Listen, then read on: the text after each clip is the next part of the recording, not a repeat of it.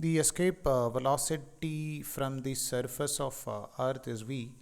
Escape velocity from the surface of another planet having radius r 4 times that of Earth and mass same mass density.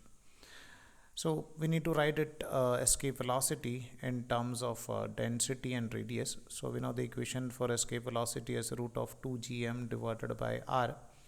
So we can write the value of escape velocity is under root of 2 into g into, instead of mass we can take it as nothing but density into volume. Volume we can take it as 4 by 3 pi r cube divided by r.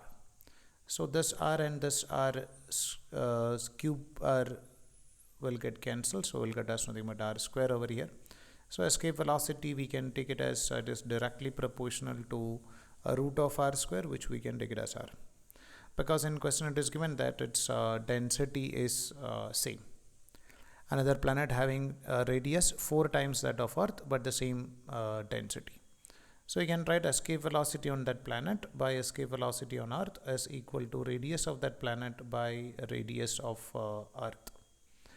So you can write the radius of planet is given as 4 times the radius of Earth divided by radius of Earth. So this one get cancelled.